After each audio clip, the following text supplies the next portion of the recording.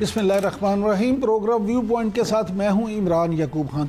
नाज़रीन, भारत के खिलाफ ऑपरेशन बुनियाद मरसूस में तारीखी कामयाबी पर पाकिस्तान की मुसल्लह अफवाज को खराज तहसीन पेश करने के लिए हुकूमत पाकिस्तान और अवाम की जानिब से आज मुल्क भर में योम तशक्कुर मनाया जा रहा है। मसाजिद में, घरों में कुरान खानी की गई, जबकि जुमा की नमाज के बाद ख़ास तौर पर वतन अजीज़ की सलामती और उम्मत मुसलमान की तरक्की के लिए खसूसी दुआएं मांगी गई। दूसरी जानिब पाकिस्तान और भारत में जंग बंदी हो जाने के बावजूद तनाव और कशीदगी बरकरार है। सरहद के दोनों तरफ से गर्म बयानात का सिलसिला जारी है। भारत की जानिब से सिंध तास मुआहदे को सबूतार करने और पाक भारत मामलात को दो तरफा बुनियादों पर तय करने पर जोर दिया जा रहा है, जो जंग बंदी मुआहदे से इनहराफ के मुतरादिफ है। इन हालात में ये खबर सामने आई कि जंग बंदी इतवार तक की गई है। ये सूरत हाल कई सवालात को जन्म दे रही है, जैसे जंग बंदी देर पा साबित हो सकेगी या नहीं। इस वक्त सिंध तास मुआहदे की पोजीशन क्या है और भारत की जानिब से सिंध तास मुआहदे की खिलाफ वर्जी की सूरत में पाकिस्तान के पास क्या मुमकिन ऑप्शन मौजूद हैं। इन तमाम सवालात के जवाब तलाश करने के लिए आज ख़ास तौर पे हमारे साथ मौजूद हैं वफाकी वज़ीर दिफाई पैदावार जनाब मोहम्मद रज़ा हयात खिराज साहब। थैंक यू वेरी मच खिराज साहब, आपने टाइम दिया। जी खिराज साहब, ये फरमाइएगा कि मार्का हक में तारीखी फतह पर आज मुल्क भर में योम तशक्कुर मनाया जा रहा है। इस मौका पर कौम में जो जोश और जज्बा पाया जाता है, इसके बारे में आप क्या कहेंगे? बिल्कुल, इसमें कोई शक नहीं इमरान साहब, आज एक योम तशक्कुर है। सबसे पहले जुमे का दिन है। आज सब ने अल्लाह के हुजूर में दो नफल शुक्राने के अदा किए। बहुत सारे लोगों ने आज ये अमल किया। इसमें कोई शक नहीं कि पाकिस्तान की कौम जो है इस फतह पे उनको बहुत अरसे बाद एक बहुत अच्छी खुशी मिली। हमारा जो दुश्मन था वो बुरे अज़ाइम के साथ, उसकी निगाह कुछ और थी, उसकी नीयत कुछ और थी, उसके पस मंज़र कुछ और था। पस मंज़र में आप देखिए तो बलूचिस्तान के अंदर दहशत गर्दी, वो ट्रेन वाला हालिया वाक़या, फिर बलूचिस्तान की जो इन्वेस्टमेंट कॉन्फ्रेंस हुई उसमें 180 से ज़्यादा दुनिया की कंपनीज़ ने उसमें पार्टिसिपेट किया। फिर 1500 से ज़्यादा हमारा पाकिस्तानी डायस्पोरा यहाँ पे ओवरसीज़ पाकिस्तानीज़ इन्वेस्टमेंट कॉन्फ्रेंस में आया, तो उनको लगा कि ये तो मुल्क अब टेक ऑफ करने लगा है, तो ये उनके लिए बहुत ज़रूरी था। और दर हकीकत इसके पीछे मैं तो यही समझता हूँ, इसमें इंडिया की तो ज़रूरत नहीं थी कि वो हमारे साथ ये हरकत करे। इसके पीछे इसराइल था और आपने पूरी कौम ने देखा कि वो जो ड्रोन्स और असला इस्तेमाल हुआ वो इसराइली था। और हमारी अफवाज, पाकिस्तान की अफवाज ने, पाकिस्तान की एयरफोर्स ने, पाकिस्तान की नेवी ने एक ऐसा शो किया कि पूरी दुनिया को बता दिया कि हम लोग आपके लिए कोई, ये हमारे मुल्क, हमारा जो बॉर्डर है, हमारी जानें इम्पॉर्टेंट नहीं है, हमारा मुल्क हमारे लिए बहुत इम्पॉर्टेंट है। और ये जो मुसलमानों का जज्बा था, मैं समझता हूँ आज उसके ऊपर, उसी को मद्देनज़र रखते हुए आज हमारे पूरी कौम जो है वो योम तशक्कुर मना रही है। राज साहब, कल आपका एक बयान सामने आया कि कश्मीर की मुतनाज़ हैसियत का तस्लीम किया जाना पाकिस्तान की बहुत बड़ी कामयाबी है, और यह कि मसला कश्मीर हल किए बगैर पायदार अमन का ख्वाब पूरा नहीं होगा। तो क्या यह अहम मौका मसला कश्मीर के हल का पेशखदमत साबित हो सकता है? क्यों नहीं होगा। जब ये सीज़ फायर की रिक्वेस्ट इंडिया ने अमेरिका को की, तो जब उन्होंने हमारे साथ बात की तो हमारी जो पहली शर्त थी वो यही थी कि हम कश्मीर डिस्प्यूट, जिसको इंडिया कहता था हम इस पर बात नहीं करेंगे, हमारी पहली शर्त ये थी कि मुतनाज़ा कश्मीर का जो इशू है वो यूएन रेजोल्यूशंस और कश्मीरी अवाम की उमंगों के मुताबिक उसका फैसला किया जाएगा। तो हमने इस मौके पे अपने कश्मीरी भाइयों को पीछे नहीं छोड़ा। सर, आपने ये भी कहा था कि सिंध तास मुआहदा मुअत्तल या ख़त्म करने का हक किसी फरीक को हासिल नहीं, और अगर मुआहदा मुअत्तल नहीं हो सकता तो फिर भारतीय वज़ीर आज़म इतने बुलंद बांग दावे क्यों कर रहे हैं? पाकिस्तान इशू को लेकर इतना परेशान क्यों है? देखिए, वो मुआहदा जो है ना इंडस वाटर ट्रीटी का, वो हमारी रेड लाइन है। और नंबर 1, नंबर 2, इसमें दो फ्रीकों के दरमियान जो आर्बिट्रेटर था वो वर्ल्ड बैंक था, और किसी पार्टी को अकेले एक मुल्क को अख्तियार नहीं कि वो यूनिलैटरली उसको सस्पेंड कर दे या उसको रिवोक कर दे, बैंक उसको कैंसिल कर दे। ये इख्तियार ना पाकिस्तान के पास है ना इंडिया के पास है। मैं मोदी का नुमाइंदा नहीं हूँ, मोदी क्यों बोल रहा है उसका जवाब मोदी देगा, लेकिन वो गलत बोल रहा है और वो बिल्कुल गलत बात कर रहा है। उसको ये बात करने का इख्तियार ही नहीं है। ये करेंगे तो ये फिर समझते हैं कि हम इनके साथ क्या करें। पाक भारत मुज़ाकरात कब होंगे ताकि जंग बंदी को कोई मुस्तकिल शक्ल दी जा सके, क्योंकि भारत के इरादे तो कोई अच्छे नजर नहीं आते। मैं ज़ाती तौर पे ये समझता हूँ कि ये जंग बंदी जो है, ये जो इंडिया की रिक्वेस्ट पे हुई है, एक इन अदर वर्ड्स इंडिया ने सरेंडर किया है। इंडिया हारा है, पाकिस्तान को अल्लाह पाक ने फतह नसीब की है। पाकिस्तान की फतह में, उनकी हार में आज कौम यौम तशक्कुर मना रही है। देखिए, हमने नहीं कहा था, हमने तो उनको कहा था कि कोई इंडिपेंडेंट आर्बिट्रेटर ले ले, किसी के पास हमें सबूत दे दे। हमें सबूत नहीं देते तो किसी इंडिपेंडेंट टेरिटरी में चले जाएं, वहाँ पे सबूत दे दे, हमारा कोई ताल्लुक हो इस चीज़ से। तो ये उन्होंने कहा हम नहीं मानते। बदमाशी थी, फिरौनियत थी। फिर उन्होंने उसके बाद रात के अंधेरे में, रात के 2 बजे उन्होंने पाकिस्तान पे हमला किया। और कहाँ किया? हमारी मसाजिद में। शहीद कौन हुए? मासूम बच्चे, कोई 4 साल का, कोई 3 साल का, कोई 6 साल का, कोई 7 साल का। ये खवातीन थी। बच्चे और खवातीन को टारगेट किया गया मसाजिद के अंदर। ये उनकी नीयत थी।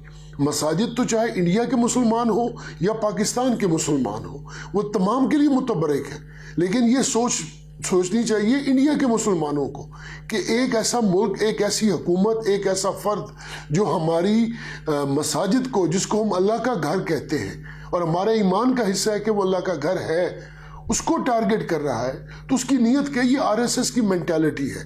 और मेरा ईमान है इंशाअल्लाह ताला इस आर्मी चीफ साहब की मौजूदगी में, इस एयर चीफ साहब की मौजूदगी में, इस नेवल चीफ साहब की मौजूदगी में और इंशाअल्लाह वजीर आजम शहबाज शरीफ साहब की मौजूदगी में इंडिया टूटेगा। देखिए, हमने किसी सिविलियन सोसाइटी को टारगेट नहीं किया। हमने हर वो चीज़ टारगेट की जहाँ से जो इस्तेमाल हो रही थी पाकिस्तान की फ़िज़ाई हदूद के ख़िलाफ़।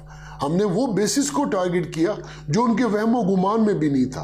और वो जब घबराए, डरे, हाथ खड़े किए, तो उसके बाद फिर उन्होंने, हमने सीज फायर को एग्री किया। दूसरी बात यह है कि आप ये देखिए कि इंडिया के अंदर, पंजाब के अंदर सिख जो हैं वो एक बहुत बड़ी कम्युनिटी है, उनका सूबा है। उन्होंने अपने सूबे के अंदर उन्होंने 5 मिसाइल जो है वो दाग दिए। हमने किसी भी सिख कम्युनिटी के ऊपर कोई उनकी सिविलियन आबादी को हमने टारगेट नहीं किया। लाइकवाइज उन्होंने अफगानिस्तान के अंदर अपने मिसाइल और ड्रोन्स उन्होंने घुसा दिए। हमने तो वो भी नहीं किया। हमने तो फ़कत यही काम किया कि जहाँ से उनके मिसाइल्स वो टेक ऑफ करा रहे थे, जहाँ से वो टारगेट कर रहे थे, जहाँ से वो शूट कर रहे थे, हमने वो बेसिस तबाह कर दी। सबसे बड़ी कामयाबी हमारी जो हुई वो लाइन ऑफ कंट्रोल पे हुई कि हमने उनकी तमाम चौकियाँ ख़त्म कर दी। तबाही उनकी वहाँ से हुई। और उनको, और कभी भी, आप ये मेरी बात आज ये रिकॉर्ड होगी, तारीख का हिस्सा बनेगी इंशाअल्लाह ताला। आप देखेंगे कि कभी भी ये हमारे साथ इस वॉर में, मैन टू मैन वॉर में, ये कभी भी इंडिया हमारे से नहीं जीत सकता। और उसकी वजह ये है कि मेरा ईमान ये है कि हमारे जो पाकिस्तान की अवाम है, इनके ईमान को मद्देनज़र रखते हुए, इनके जज्बा शहादत को मद्देनज़र रखते हुए, ये 2 ऐसी चीज़ें हैं जो अक्रॉस द बॉर्डर किसी भी मुल्क में और उनकी अफवाज में ये चीज़ नहीं है। नहीं, इसको इस तरह नहीं है, वो बात दुरुस्त है, लेकिन ये जंग के बाद का नहीं है, ये जंग से कबल की बात है। जंग तो भी 2 हफ्ते पहले की बात हुई ना। जंग से कबल हमारे पास, हमारी फैक्ट्रीज हैं, उनके पास इतनी बुकिंग्स हैं कि वो अगले 2 साल में पूरी नहीं कर सकते। हमारे ये वहाँ पे ये है। और इसके बाद अब आप खुद देख दीजिए, जो ब्लूमबर्ग ने जो शेयर्स वो जो चीज़ें हम दूसरे ममालिक से अपने किसी हिस्से में इस्तेमाल कर रहे हैं, उनके शेयर्स कहाँ चले गए। तो अब तो हमारे लिए इंशाल्लाह स्काई इज़ द लिमिट। आप देखिएगा कि आइंदा आने वाले वक्तों में हम लोग इंशाल्लाह कहाँ खड़े हो। सर, भारतीय वज़ीर दिफा राजनाथ सिंह ने कहा है कि ऑपरेशन सिंदूर अभी ख़त्म नहीं हुआ, जो कुछ हुआ वो सिर्फ एक ट्रेलर था, सही वक्त आने पर हम पूरी तस्वीर दुनिया को दिखाएंगे। सर, आप क्या समझते हैं, वो ऐसे बयान क्यों दे रहे हैं? देखिए वो उनकी सोच हो सकती है, मैं उसको किस नज़र से क्यों देखूं? मैं तो हम तो नहीं गए ना अमेरिका के पास कि हमें सीज फायर करवाओ। इंडियंस गए, ये तो सारी दुनिया को पता है। देखिए ना, आप यूरोप में चले जाएं, अमेरिका में चले जाएं, गल्फ में चले जाएं, फार ईस्ट में चले जाएं, पाकिस्तान तो किसी का, हमने तो अपना दिफा किया, और हमने भी दिफा उस वक्त किया जब इन्होंने हमारी एयर बेसिस को टारगेट किया।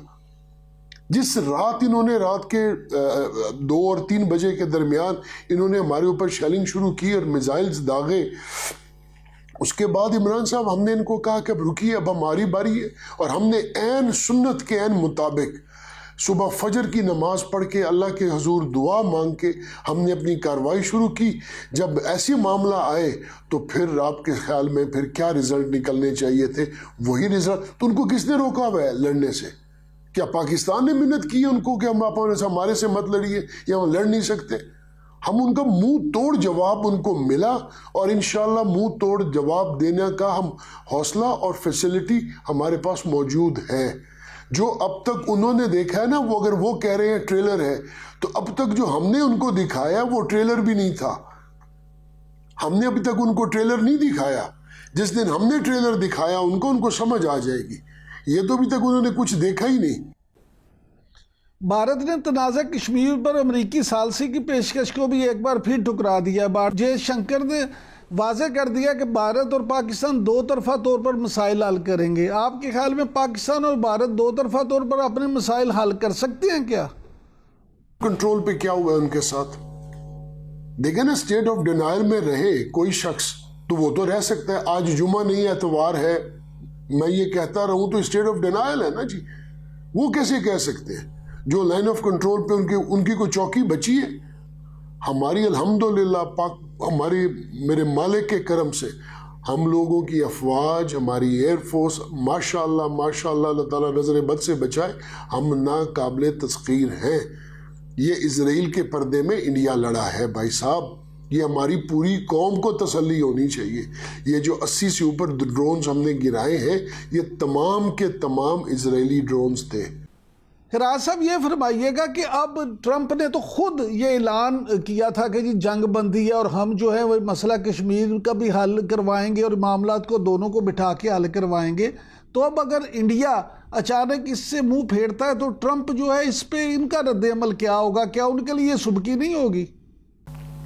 उनका जी उनके लिए मॉरली भी ऑब्लिगेटरी है और लीगली भी कि एक आर्बिट्रेटर बना है और उसने खुद फैसला किया है। और आइंदा वो अगर इस जोगा नहीं है कि अपने जिस मामले पे सीज फायर हुआ है उसको अमल दरामद नहीं करवा सकता, तो इसका मतलब तो ये हुआ कि फिर आइंदा कोई ऐसे शख्स की कोई बंदा बात नहीं सुनेगा।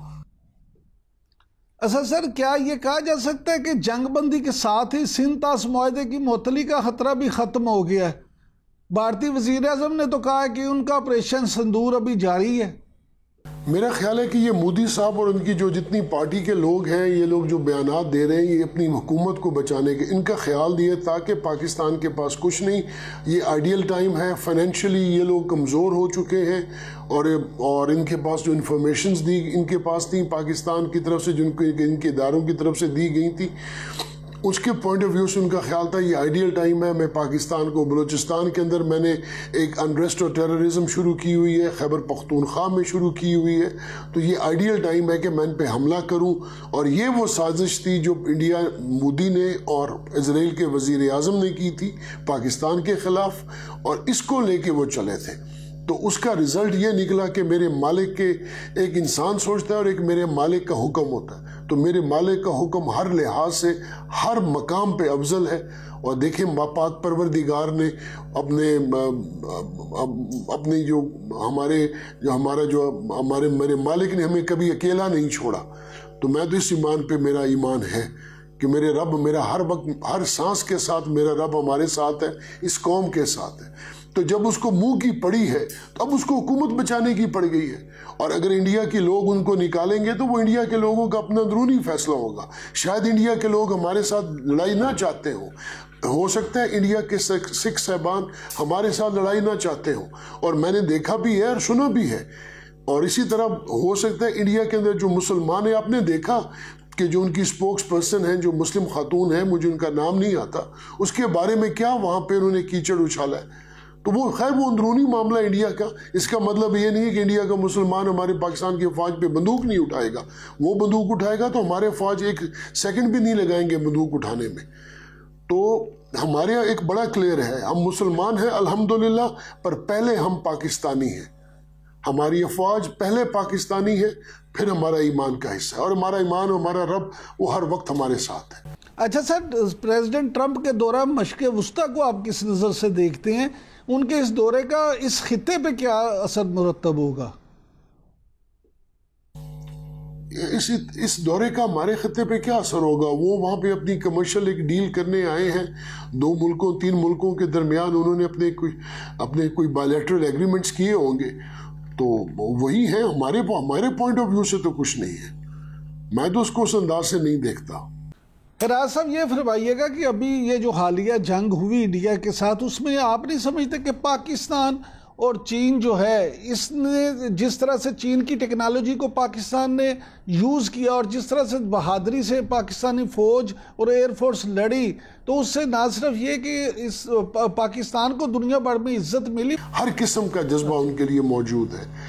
पहली बात। दूसरी बात यह है कि इंडिया के गालबन एयर चीफ हैं साहब या आर्मी चीफ हैं या उनके कोई जनरल है, उन्होंने वहाँ पे बयान दिया कि ये जो इक्विपमेंट पाकिस्तान ने यूज़ किया है उसमें कुछ कंपोनेंट्स चाइनीज़ थे, तो उनका ख्याल ये था कि ये पाकिस्तानी चाइनीज़ से बेहतर इस्तेमाल कर सकते हैं। तीसरी बात ये है कि उनके प्रोडक्ट को हमारी तवसत से एक मार्केटिंग मिल गई है, और ये अच्छी बात है। हमारे एक दोस्त मुल्क को हमारे एक एक्सपेरिमेंट से फ़ायदा हो गया है और होना चाहिए, और हम दोस्तों के लिए ऐसा ही सोचते हैं।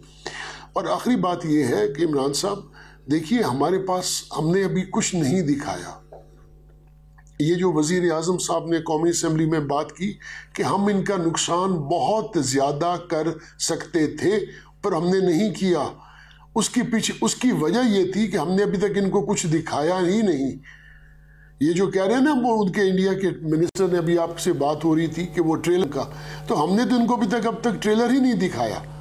जिस दिन हमने ट्रेलर दिखाया इनको समझ आ जाएगी। अभी तक हमने इंडिया को ट्रेलर ही नहीं दिखाया, जिस दिन हमने इंडिया को ट्रेलर दिखाया तो उन्हें समझ जाएगी। ये कहना है रज़ा यादखराज साहब का। नाज़रीन, अब वक्त है ब्रेक का। ब्रेक से जब वापस आएंगे तो प्रोग्राम में गुफ्तगू का सिलसिला आगे बढ़ाएंगे। Stay with us.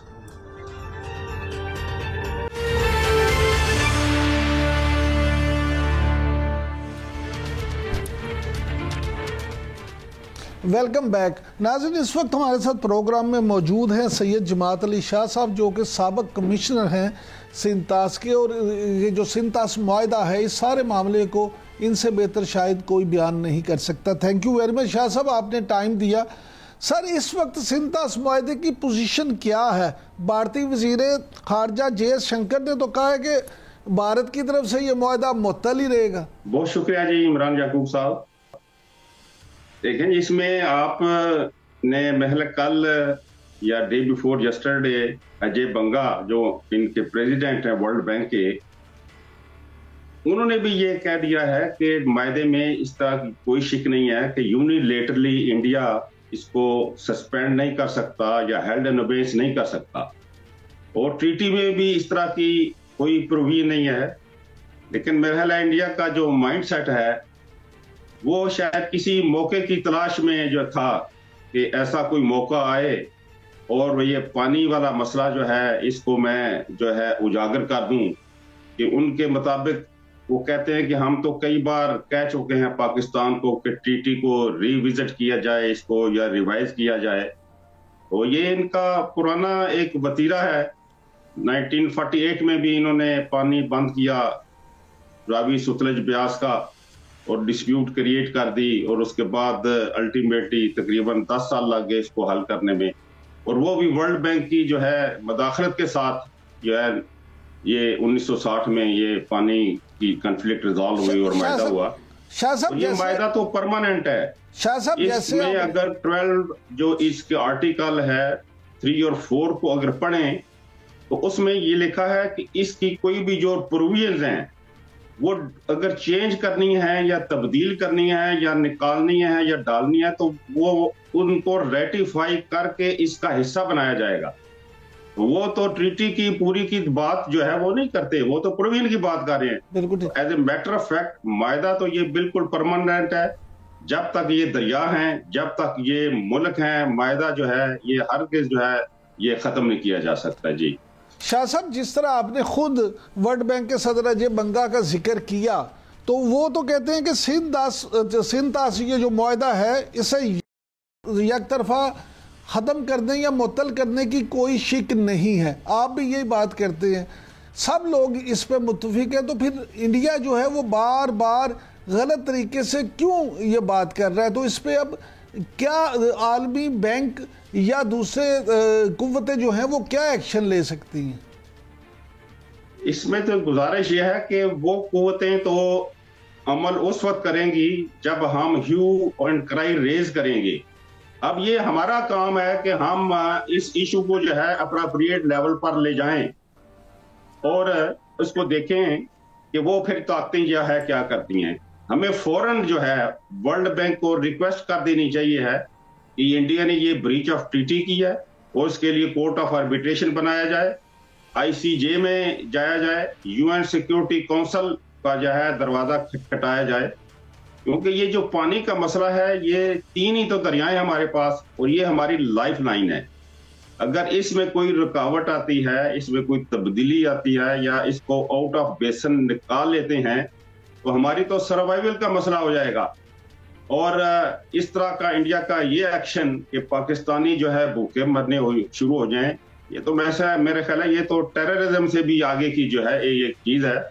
और फिर क्या इंडिया ये एक मिसाल बनाना चाहता है कि दुनिया में जितने भी अपर राइपेरियन हैं वो लोअर राइपेरियन का पानी बंद कर दें, और फिर क्या चाइना भी जो है वो इंडिया का पानी फिर बंद कर सकता है? इस तरह अगर ये मिसाल जो है ये कायम हो जाए तो ये जो है इंडिया को ये इन तमाम एलिमेंट्स को, फैक्टर को ये सोचना चाहिए है। और पाकिस्तान ने तो फिर कह दिया है कि पानी अगर आप बंद करेंगे पानी तो हम वापस लेंगे। बिल्कुल ठीक। शाह साहब हमारे साथ रहिएगा। इस वक्त हमें ज्वाइन किया मेजर जनरल राहिद महमूद साहब ने, जो कि दफाई तजिया कर रहे। Thank you very much general साहब, आपने वक्त दिया।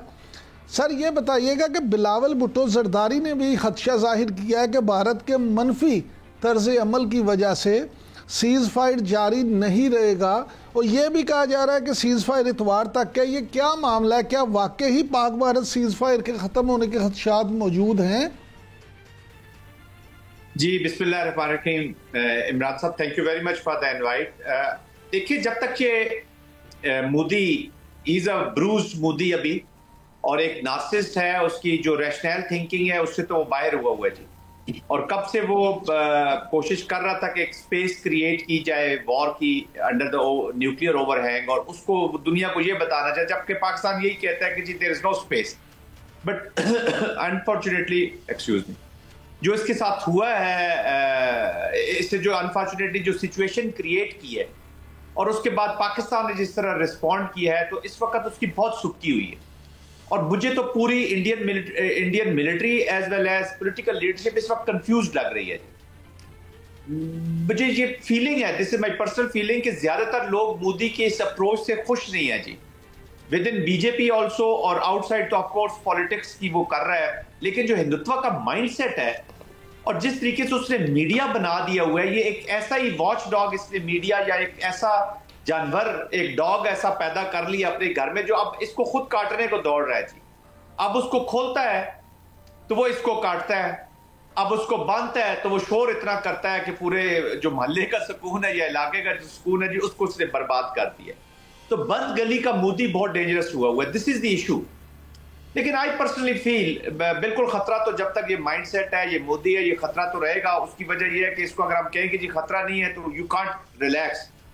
उसके लिए फिर जो इंटरनल और एक्सटर्नल जो दोनों हमारी जो पॉलिसीज हैं, ये जो चीजें हमने करनी है, एक प्रोलॉन्ग वॉर कह ले या एक लॉन्ग ड्रॉन वॉर कह ले या एक कॉन्फ्लिक्ट जो किसी वक्त भी इरप्ट हो सकता है, उसके लिए अपनी नेशन की तैयारी अभी हमें पहले से करनी है। जी हम नहीं हो कि जी हम कंसेंसस डेवलप कर रहे हैं, अब कौम ये पूछ रही है, अब फलां ये पूछ रहा है। 24/7 we should be capable of responding politically, we should be capable of responding diplomatically, end of course military response तो रेडी है जी, और मैं ये कोई क्लेम नहीं कर रहा कि वो ये कर देंगे वो कर देंगे। Pakistan military has proved, Pakistan army, air force, navy, हमारे तमाम लोग डिफेंस से रिलेटेड जितने भी लोग हैं और जिन्होंने काम किया पास में, उन्होंने अपनी वर्थ शो कर दी और इंशाल्लाह आगे भी करते रहेंगे। तो ये इस कॉन्टेक्स्ट में तो तैयारी जरूरी है, बट आई पर्सनली फील कि अभी इमीडिएटली एकदम हॉस्टिलिटीज को दोबारा शुरू कर दे रहा है, किस प्रीटेक्स्ट पे करेगा? खुद ही वो क्लेम कर रहा है, उसके क्लेम्स देखिए, क्लेम कर रहा है कि जी हमने तो टेरर स्ट्रक्चर्स को हिट किया था, Pakistan should not have responded. और फिर कह रहा है, अभी वो तकरीरें भी कर चुके हैं, अपने लोगों कह चुका है, हाई नोट पे खत्म कर रहा है, कह रहा है जी मैंने न्यू नॉर्म सेट कर दिया है।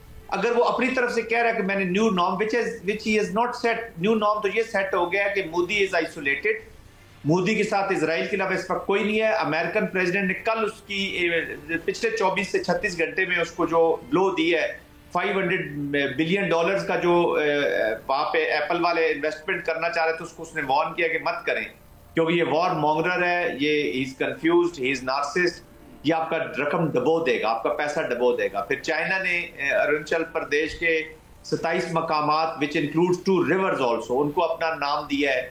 अगर वो अपना नाम दे रहे हैं तो रिवर्स पे वो क्लेम भी करेंगे जी कल न कल। ये मैं उस कॉन्टेक्स्ट में भी जोड़ रहा हूं जो भी आप पहले डिस्कशन कर रहे थे इंडस वाटर ट्रीटी के सिलसिले। तो चाइना ने भी वो इसी एनवायरनमेंट का फायदा उठाया है।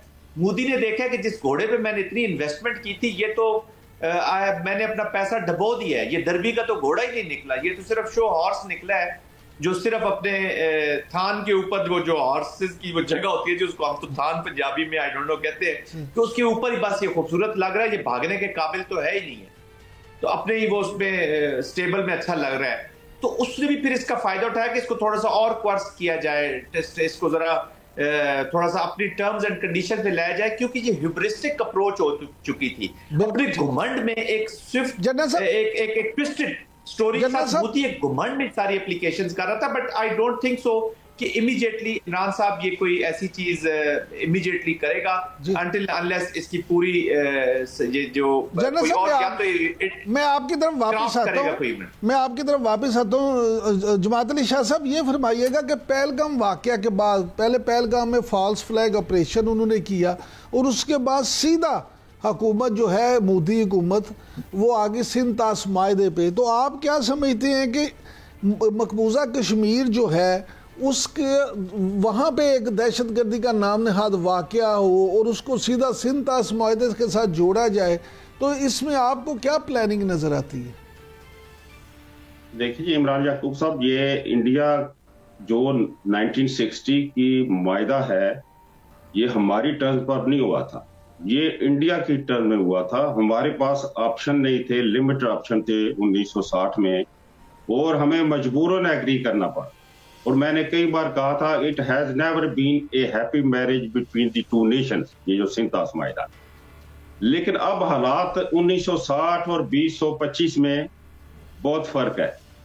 अब हमारी वो उस तरह की मजबूरियां नहीं है जो उस वक्त थी, और तकरीबन 10 साल इंडिया ने शादियाने बजाए कि हमने मायदा अपनी टर्न पर करवा लिया है, 3 दरिया हमने ले लिए हैं, उन्होंने प्लानिंग कर ली कि सुदरज का पानी वो बीकानेर तक राजस्थान तक ले गए। लेकिन 71 की वार के बाद उन्होंने ट्रीटी को ज़रब लगाना शुरू कर दी, और चीफ मिनिस्टर जो उनके थे मकबूजा कश्मीर के, उनके जरिए ये कहलवाना शुरू कर दिया।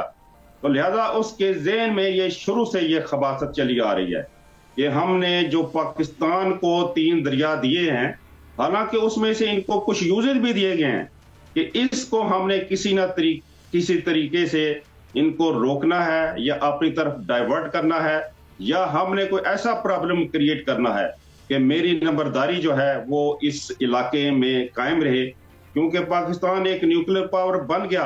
अब यह है कि वो सिर्फ शरारत ही कर सकता है, लेकिन सिंध तास मायदा के मामले में मैं समझता हूं कि ये देर नहीं करनी चाहिए, और जैसे अमेरिकन प्रेसिडेंट ने इंटरवेंशन की है, उस मौका से फायदा उठाते हुए सबसे पहले ये बात करनी चाहिए कि सिंध तास मायदा के मुताल्लिक हम हालत जंग में हैं, और हम कोई ऐसा दकीका फरोगोदाश नहीं कर सकते, और इंडिया फौरन इस जो है सस्पेंशन को जो है ये विड्रॉ करे। अगर उसको कुछ मसाइल हैं तो वो सिंध तास मायदा के मुताबिक कमीशन लेवल पर लाए, उनको डिबेट करे, डिस्कस करे। लेकिन पाकिस्तान ने तो कोई ऐसी वायलेशन नहीं की जिसका कि उसको गिला हो और उसने ये इस तरह का जो है वो अमल किया हो। इवन देन मैं समझता हूं कि कोई भी ब्रीच ऑफ ट्रीटी हो किसी की तरफ से भी, उसका मैकेनिज्म है ट्रीटी के तहत, और वो ये फिर बताए कि अगर उसने रिविजिट करना है, कभी भी उसने अभी डिटेल तो कभी नहीं दी कि वो जो रवियन में वो क्या चाहता है, लेकिन हमें मालूम है कि वो इसको पानी जो है मजीद लेना चाह रहा है, वो न्यूट्रल एक्सपर्ट और कोर्ट ऑफ आर्बिट्रेशन से निकलना चाहता है कि जी हम आपस में जो है फैसले करें और मसले को इंटरनेशनलाइज जो है वो ना किया जाए। इससे वो कहता है मैं बड़ी पावर हूं, मुझे तो सुबकी होती है, मेरे जो मसाइल हैं जो है अंदरूनी जो है वो पाकिस्तान अगर कोर्ट ऑफ आर्बिट्रेशन या वर्ल्ड बैंक में ले जाए। ठीक है नाज़रीन, अब वक्त है ब्रेक का। ब्रेक से जब वापिस आएंगे तो गुफ्तगू जारी रखेंगे। Stay with us. Welcome back. General साहब ये फरमाइएगा कि सदर मुमलिकत आसिफ अली जरदारी साहब ने कहा है कि पाकिस्तान अपने आबी जो हकूक हैं उनके तहफ़्फ़ुज़ के लिए कौमी ताकत के तमाम ज़राए बरोकार लाएगा। तो ये कौमी ताकत के तमाम ज़राए आपके नज़दीक क्या हो सकते हैं? देखिए कौमी ये अल्टीमेटली शाह साहब आप ठहर जाइए, जनरल साहब से जरा जान लेना। जी जनरल साहब। जी इमरान साहब देखिए, पाकिस्तान ने जब ये इंडस वाटर ट्रीटी का इन्होंने पुश किया है, जिस तरह पिछली दफा इन्होंने जब पुलवामा के बाद 370 और 35A को पुश किया था, ये हर दफा कोई ना कोई चीज ऐड ऑन करके भेजते थे। जब IWO ये ट्रीटी का, इंडस वाटर ट्रीटी का ये इन्होंने किया, हेल्ड इन अबेंस, ये तो पहले एक तो हमने टर्म ये पहली दफा सुनी है इस कॉन्टेक्स्ट में, टर्म तो सुनी है बट इस कॉन्टेक्स्ट में हेल्ड इन अबेंस, या तो ट्रीटी होती है या ट्रीटी नहीं होती है, या नई ट्रीटी की जगह नई ट्रीटी होती है, वही सुनी थी। बट हेल्ड इन अबेंस बेसिकली एक कोर्सिव टैक्टिस है। तो उसको पाकिस्तान ने क्या किया कि जो अपना पहला रिस्पांस दिया which was political diplomatic response, उसके बीच में it was declared as the national vital interest. National vital interest जब आप किसी चीज को करार दे देते हैं किसी नेशन के तरफ से, तो उसका इमरान याकूब साहब इम्प्लीकेशन ये होती है कि वो उसी तरह जैसे पाकिस्तान के लिए सॉवरेनिटी है, जैसे पाकिस्तान की जोग्राफियाई सरहदें हैं, इनको कोई अगर तोड़ेगा तो नेशनल वाइटल इंटरेस्ट, हम उसका लड़ेंगे। इसी तरीके से जैसे कश्मीर है, that is our national vital interest, हम उसके ऊपर कंप्रोमाइज नहीं करेंगे, उसको परस्यू करेंगे। तो इसी तरह इंडस वाटर ट्रीटी, अब इसको अगर कोई छेड़ते हैं तो अगर हमारी बाकी एफर्ट्स, पॉलिटिकल एफर्ट्स या डिप्लोमेटिक एफर्ट्स फेल होती हैं या बातचीत का रास्ता बंद होता है, तो फिर एक ही रास्ता रह जाता है और वो है जंग का रास्ता कि जी हम तो उसको बर्दाश्त नहीं करेंगे। तो फिर जब जंग होती है और नेशनल वाइटल इंटरेस्ट के लिए होती है, तो उस कॉन्टेक्स्ट में कह रहे हैं कि जी all elements of national power, चाहे वो पॉलिटिकल है, चाहे डिप्लोमेटिक है, चाहे मिलिट्री है। अब मिलिट्री के बीच में फिर टेक्टिकल से लेके स्ट्रेटेजिक लेवल तक जहां तक फिर वॉर जाएगी वो उसको यूज किया जाएगा, क्योंकि फिर तो 24-25 करोड़ अवाम की जिंदगियों का मसला जी। अब इस वाटर ट्रीटी से उसने पाकिस्तान के हर शहरी को, पाकिस्तान चाहे वो सिविलियन है, मिलिट्री है, बच्चा है, बच्ची है, औरत है, मर्द है, जो भी है, सबको उसने थ्रेट किया है कि तुम सबको उसने पर्सनली पकड़ के थ्रेट किया है। तो इसका फिर जब पाकिस्तान की आवाम को आप थ्रेट करेंगे, उनकी जिंदगी के साथ खेलेंगे, तो this is not a banana Republic. पहले 40, ये वो फौज है, ये वो मुल्क है जिसने 40 मिनट की जंग में आपकी एयरफोर्स को और आपकी मिलिट्री को एम्बेरस कर दिया आपकी अपनी नजरों में, वो देवर आउट ऑफ द बैटल। तो फिर आप उसके बाद ये सारा ड्रामा करते रहे और खुद आप भीख भी मांगते रहे। ये तो आपकी हालत है कि जी डायलॉग करवा दें, हमारा माफी टाइप वो चीजें आप करते रहते हैं। हाँ, आप ड्रामा और मूवी अच्छी बना लेते हैं और पास में भी हम देखते रहे हैं। तो ये है जी उसकी एलिमेंट, उसका जो मीनिंग है कि जो भी हमारे डिस्पोजल पे स्टेट के एलिमेंट्स हैं वो तमाम यूज किए जाएंगे, including all news of war, अगर मिलिट्री ऑप्शन की तरफ जाए। शाह साहब ये फरमाइएगा कि इंडिया के पास क्या ऐसे इंतजामात मौजूद हैं कि पाकिस्तान के हिस्से में आने वाले दरियाओं का पानी रोक सके? क्योंकि जो साबिक कमिश्नर हैं, वाटर कमिश्नर शराज मेमन, उन्होंने तो कहा है कि भारत चंद घंटे से ज़्यादा पाकिस्तान का पानी रोक ही नहीं सकता, उसके पास इतने वसाइल नहीं है। अगर ये नहीं है तो फिर वो बढ़ के क्यों मार रहे हैं? देखिए जी, इसमें फर्ज करें, आज अगर उनके पास कैपेसिटी नहीं है, कैपेबिलिटी नहीं है, इतने सालों के बाद भी, सिंतास मायदा के साइन होने के बाद, लेकिन ये जो थ्रेट है ये किसी एमपी की तरफ से नहीं है, ये कोई पॉलिटिकल जो है वहां उनका कोई आदमी उससे नहीं है, ये प्राइम मिनिस्टर ऑफ इंडिया ने ये थ्रेट दिया है। तो इसको हमें ये कि अभी इंडिया कुछ नहीं कर सकता, मैं समझता हूँ इसको बड़ा सीरियस लेना चाहिए। लेट्स सपोज ये जो हेल्ड इन अबेंस है, what is it? It is suspension of the treaty, जो कि इसमें अभी चीजें चल रही हैं। इसमें क्या चीजें हैं, मैं 3-4 जो है ना जो हैं वो मैं आपको गिनवाता हूं।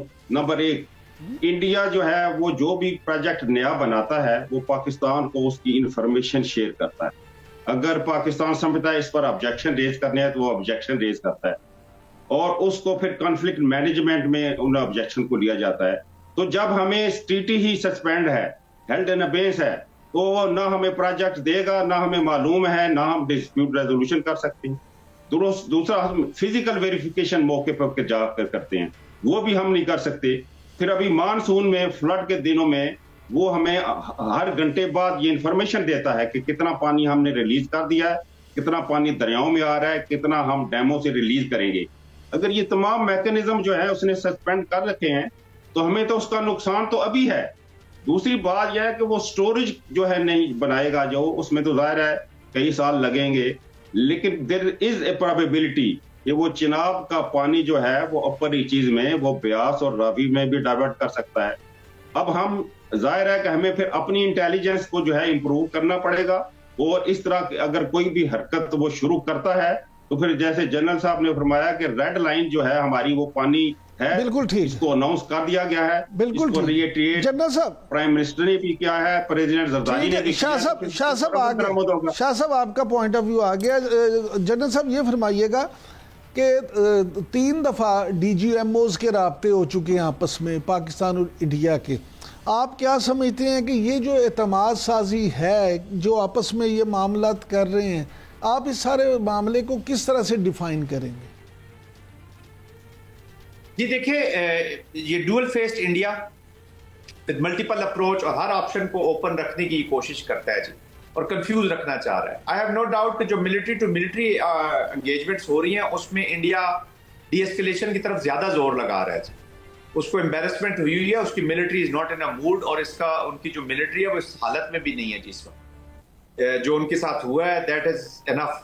देखिए, एम्बेरसमेंट का मतलब ये होता है, जो मैं एम्बेरसमेंट कह रहा हूँ, ये एक इमरान याकूब साहब एक मिलिट्री टर्म समझ लें कि एक मिलिट्री जो कमांडर जब वो जंग लड़ता है अपने अपोनेंट के जो मिलिट्री होती है उसके बारे में एक उसका मिलिट्री ऑब्जेक्टिव होता है to embarrass the enemy forces. Sir, embarrassment का मतलब ये है कि जनरल साहब, आवाम की नजरों में, साहब सिर्फ एम्बेरसमेंट नहीं ना हुई, दब्बर कुट भी बड़ी लगी है ना जी। वो दब्बर कुर्सी तो एम्बेरसमेंट नहीं है ना। एम्बेरसमेंट बहुत बहुत बड़ा मिलिट्री टर्म में, इमरान साहब, ये बहुत बड़ी टर्म है जी। एम्बेरसमेंट का मतलब यह है कि अपनी आवाम की नजरों में वो और उनका जो कॉन्फिडेंस है कि ये हमारा डिफेंस कर सकते हैं, that is no more there. Their military समझे कि जमा हुई हुई है, वो उस पर अवाम का एतमाद नहीं रहा। एम्बेरसमेंट की ये इम्प्लीकेशन है जी। दब्बर तो देखे 30-40 मिनट में जो उनके साथ हो गया है, ये इतनी बड़ी स्ट्रेटेजिक 4 जंगें एक तरफ और ये जो 4 दिन की जो जंग है ये एक तरफ जी, इतने स्ट्रेटेजिक इफेक्ट आया। आप दुनिया देख लेना, ट्रंप साहब भागे हैं $500 बिलियन, वो अपने लोगों को मना कर रहे हैं, डोंट इन्वेस्ट। चाइना शहरों के नाम लिख रहा है, फ्रांस बातें कर रहा है, यूके देख रहा है, पूरा का पूरा जो वेस्ट है जी वो पाकिस्तान को एक नए एंगल से देख रहा है। सार्क कंट्रीज जो है, सार्क ममालिक, वो डिफरेंट देख रहे हैं। और ऑफ कोर्स चाइना और रशिया, तो चाइना खास तौर पे तो बहुत ज्यादा एक्साइटेड है, तो उसी वजह से एम्बोल्डन हुआ है। तो पूरी दुनिया का जो ऊपर इसका इंप्रेशन था ना जी, अब 6 दफा लोग सोचेंगे। अब ये प्रोग्राम क्या कर रहे हैं, पाकिस्तान के साथ जो खड़े हैं मुल्क, उनके बारे में जो ये कह रहे हैं, जो तुर्किया के बारे में इन्होंने राय दे रहे हैं आजकल, इनका मीडिया वो सुनने के काबिल है। एम्बेरसमेंट की हद तक जो ईरानियन फॉरेन मिनिस्टर के साथ इन्होंने किया, जो पीस का मैसेज लेके आए थे, ये इतने थर्ड क्लास गिरे हुए हिंदुत्व माइंडसेट है कि वो ईरानियन फॉरेन मिनिस्टर आए हैं कॉन्फ्लिक्ट रेजोल्यूशन के लिए। चले वो पाकिस्तान के लिए अगर आए हैं तो आपके लिए भी आए हैं। आप भी तो भागे गए हैं वॉशिंगटन में कि हमें बचा लो, तौलिया फेंक दिया आपने वो बॉक्सिंग रिंग में, जब 2 बॉक्सर्स लड़ रहे होते हैं और आपको डर होता है कि मेरा बॉक्सर नॉकआउट ना हो जाए, तो वो कोचेस जो है ना वो white towel they throw inside the ring, उसके पे बाउट खत्म हो जाती है। ये रूल्स होते हैं गेम के। तो इन्होंने तो फौरन ही टॉवल फेंक के, फिर आप एक्चुअली वही अपना जो आपका असल चेहरा है, हम तो ये चाहते थे। अगर आपने कल इनके फॉरेन मिनिस्टर का शंकर साहब का बयान सुना हो, उनकी बॉडी लैंग्वेज, उनका जबान नहीं साथ दे रही थी उनकी बॉडी के साथ। फर्स्ट टाइम मैंने उनको अंडर कॉन्फिडेंस देखा है। बिल्कुल ठीक, और वो थैंक यू वेरी मच, बहुत शुक्रिया मेजर जनरल जाहिद महमूद साहब और सैयद जमात अली शाह साहब। नाजरीन, आपने गुफ्तगू सुनी, आज के लिए इतना ही। कल आपसे फिर मुलाकात होगी, इजाजत दीजिए, अल्लाह निगहबान।